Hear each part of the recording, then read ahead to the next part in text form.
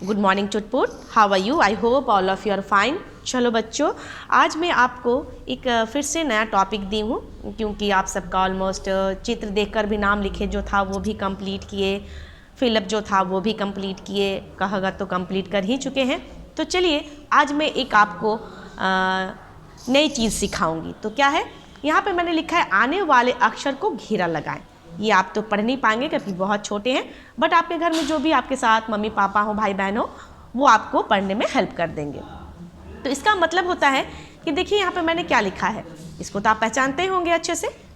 त लिखा है, त के बाद एरो दिया हुआ है और उसके बाद दो तीन जो है यहाँ पे अक्षर लिखे हुए हैं। अब आपको क्या करना है कि त के बाद यहाँ पे क्या लिखा हुआ है, आने वाले, यानी त के बाद जो आता है अक्षर उसे आपको घेरना है। ठीक है, तो त के बाद क्या आता है, प आता है, थ आता है या क आता है? चलिए जल्दी से बताइए।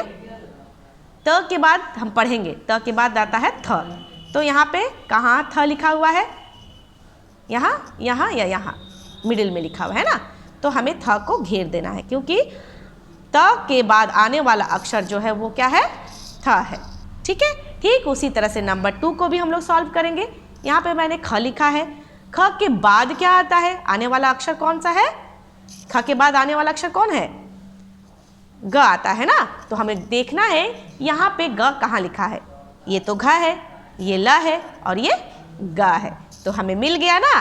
तो हमें ग को घेरा लगा देना है, क्योंकि क के ख के बाद क ख ख यहाँ पे लिखा हुआ है, ख के बाद क्या आता है, ग। तो हमने ग को घेरा लगा दिया, क्योंकि ख के बाद आने वाला जो है अक्षर वो ग है। चलिए अब नेक्स्ट इसी तरह इसको भी सॉल्व करना है।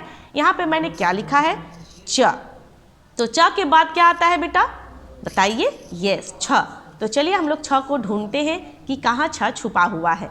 तो यहाँ पे देखिए तो छ कहाँ लिखा हुआ है, यस, एकदम फर्स्ट में ही लिखा हुआ है, क्योंकि च के बाद क्या आता है, छ। तो हमें छ को ही ढूंढना है, तो हमने फर्स्ट में ही उसे ढूंढ लिया और छ को हमने घेरा लगा दिया, क्योंकि च के बाद ही क्या आता है, आने वाला अक्षर छ है और ये तो त है। हाँ, ये दोनों रॉन्ग हो जाएंगे।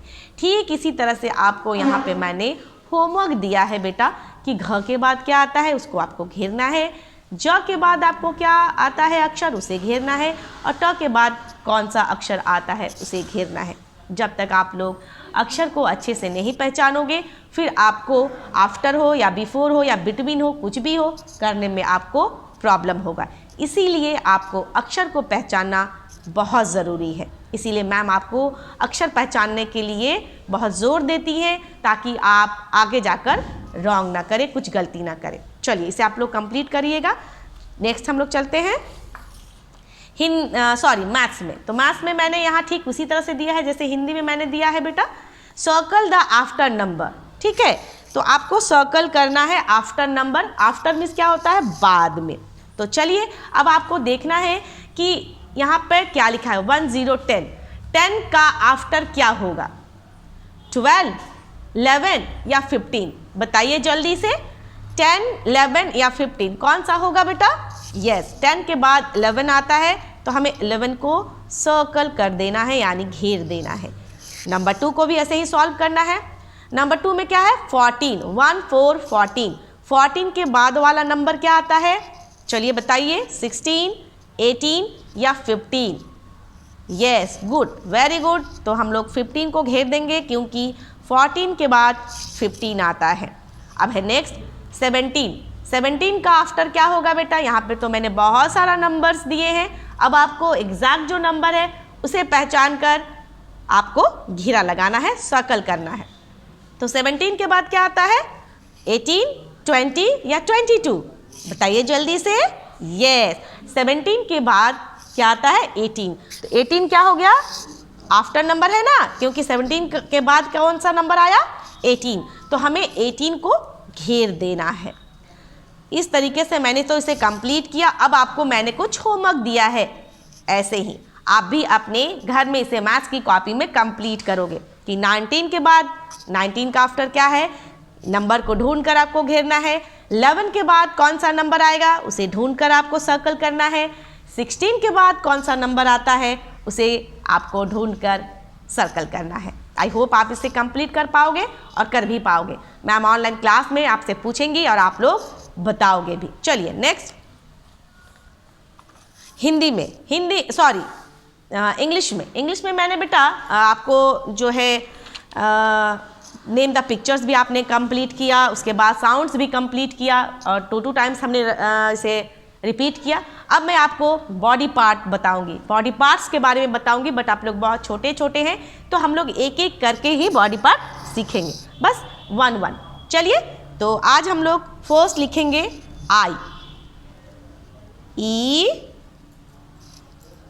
Y E, E Y E आई।